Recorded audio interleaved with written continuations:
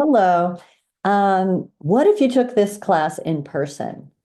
This is a recording for the online only class. Just so you know that I also teach the same content in person in a hybrid once a week. Anyway, I just want to call your attention to the class notes. And the class notes are every week.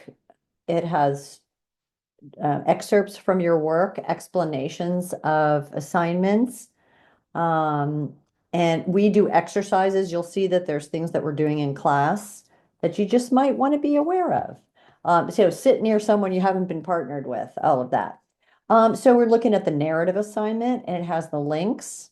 This is my story. So when we have class on Monday, we're going to be looking at this together, clicking on the link, and then they're going to tell a story. It's going to be chronological. You can write a personal narrative, or it could be thematic about an idea, and then you choose little stories or anecdotes, as we call them. You need to orient the reader. You're going to have character setting. You need a hook to begin with, the next paragraphs. In other words, it's the instructions for the assignment, and I would be going over them in class. Um, Also, and you know how important this is, we have the examples of narrative essays. And you can see over here that Love You and Dog Attack are really good personal narrative essays that other students have done. Dog Attack is very thrilling, a little bit scary. And Love You is, I'm just going to leave it a mystery. Is it Love You? Is it love you or is it love you? Anyway, it's good. So then you'll see that we're doing an exercise. And here I'm just describing that narratives are everywhere and I list how they appear in the different things that we've done assignments on. You've read them and answered questions and reflected on them. A little AI reminder, and all the links are usually here on the class notes as well as the assignments. I try to put them everywhere. Just make sure that you are marking anything that you're using AI with. It's not a crime, just I kind of want to know. I want to figure out how we're going to proceed. Then I'm going to talk about on Monday why we're reading these particular texts.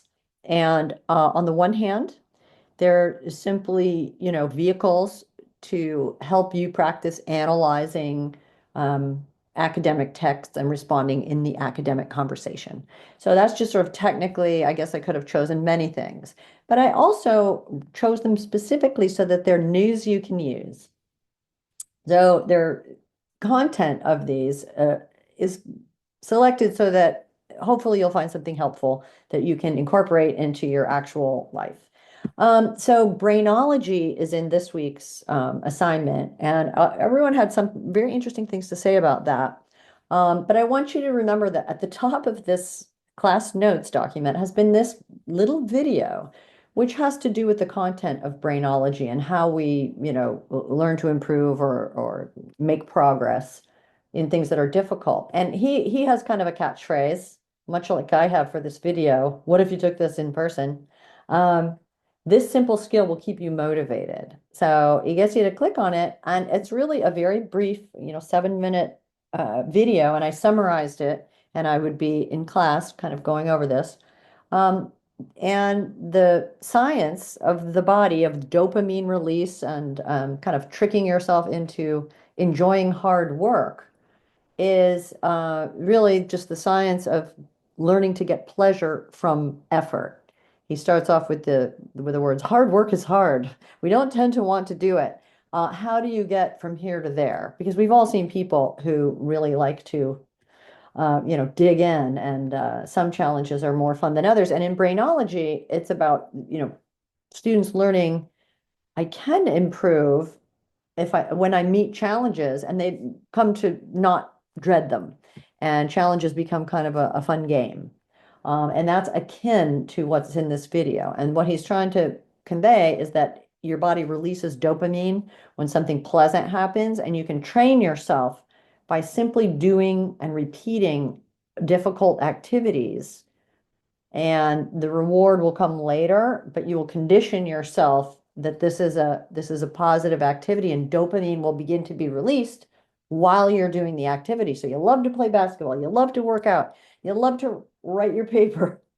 That's always the biggest hurdle. Anyway, it's about tricking your body, fake it till you make it, using the science of dopaminergic, I think he calls it, dopamine, when it's released and why it's released. You can kind of outfox yourself. Okay. And then here we have, now Thaddeus, if you're watching this video, this is you. This was a very interesting response. I took some from both classes.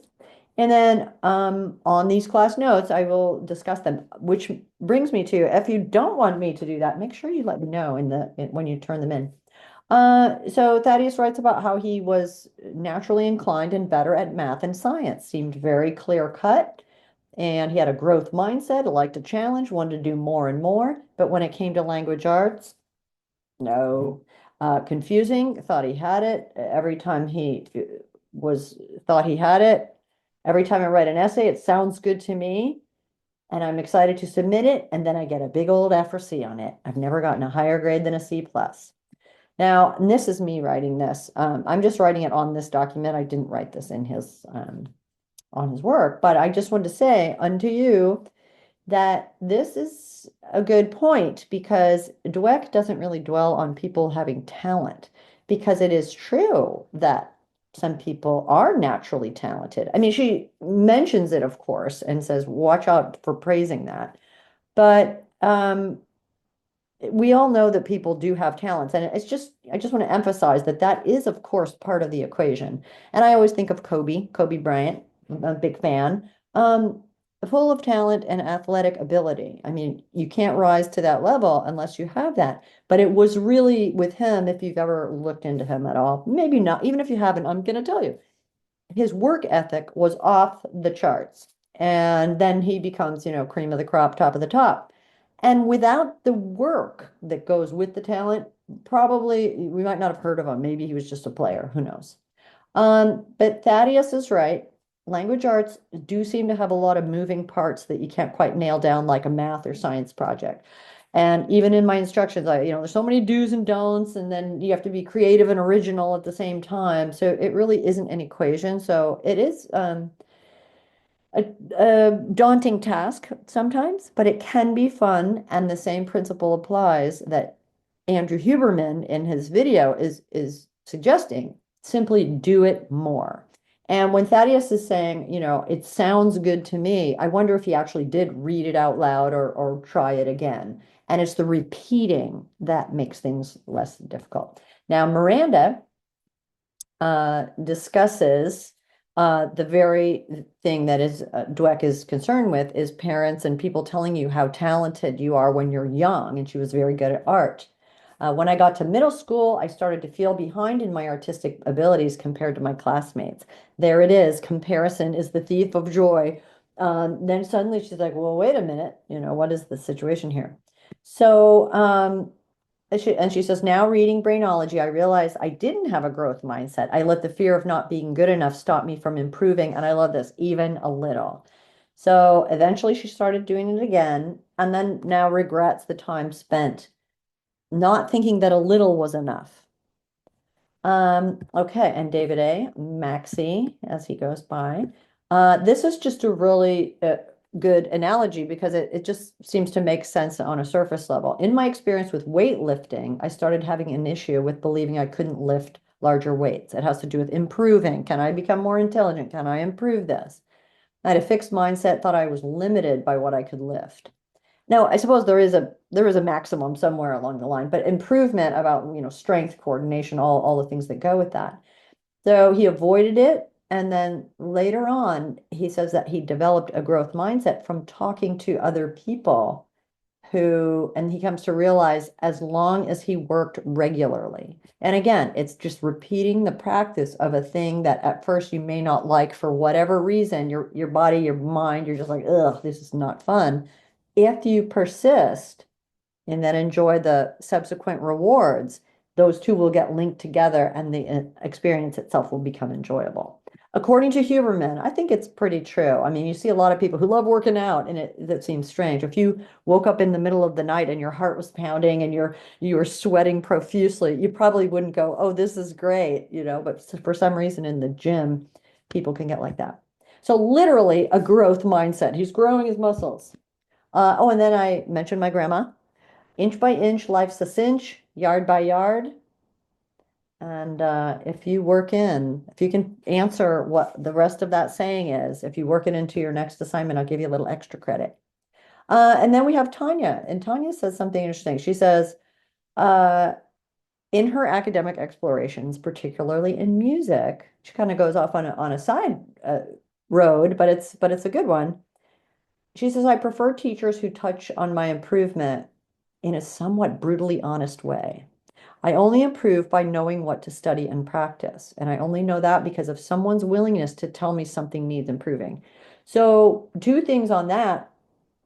It's important that when you are practicing, when you are doing the thing you want to get better at, that you have analyzed what do I need, how do I need to be practicing that to be on the right track. The other thing is I have a little doggy here.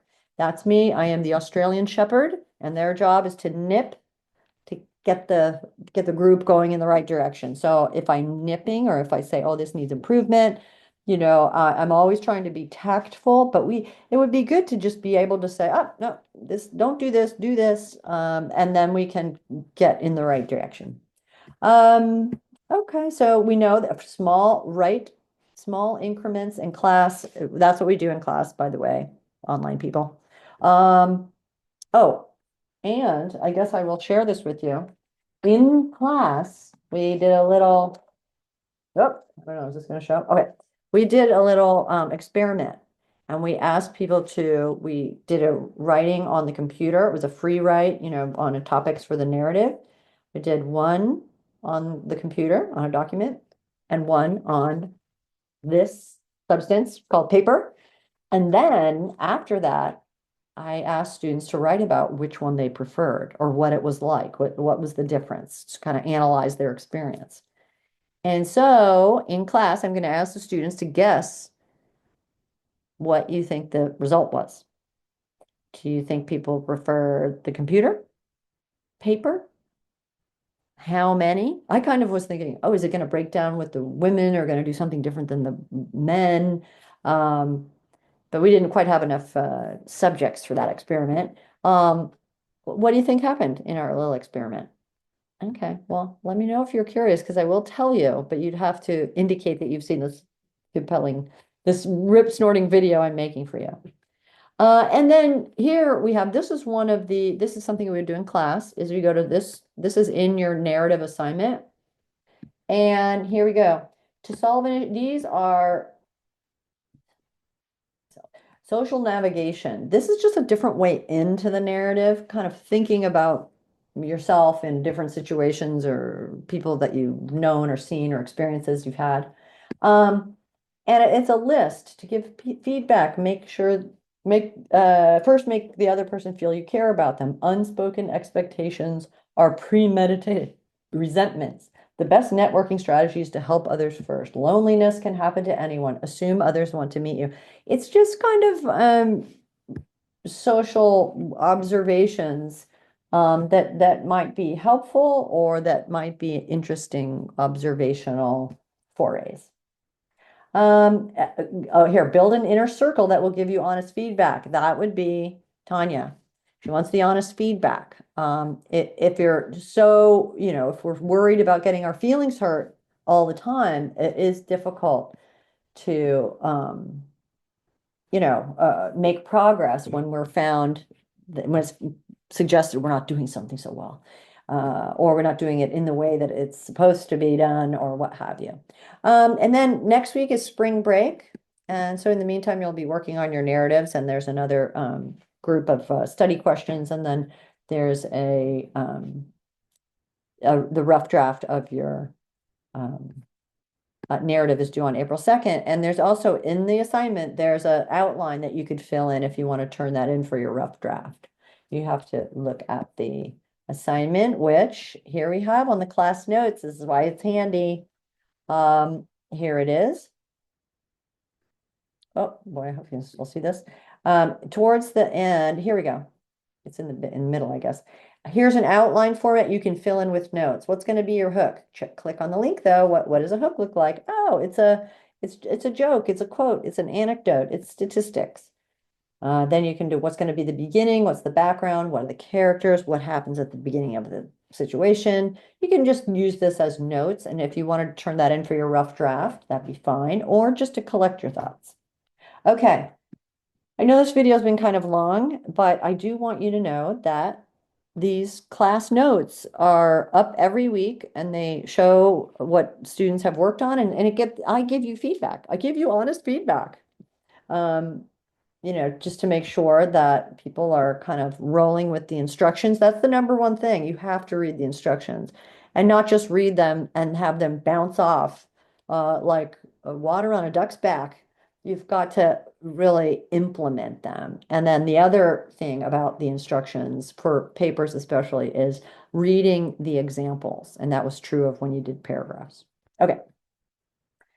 So there I am in the forest. This is my story. You're working on your narratives, and I wanted to make sure that you saw that the class notes are ongoing and they have links. And sometimes I'll stumble across a podcast or something. I'm one of those, and that has really interesting information. In fact, Jonathan Haidt has a new book about um, attention span and that sort of thing, and the different years that people were born and their exposure and the science, sort of the hard research behind it, not just the, oh, kids today, just what are we actually finding out about using these new material. Anyway, so you can see a lot of times I'll put those things on here too. Okay, well, have a great day or evening, or if you've stuck through this far, congratulations.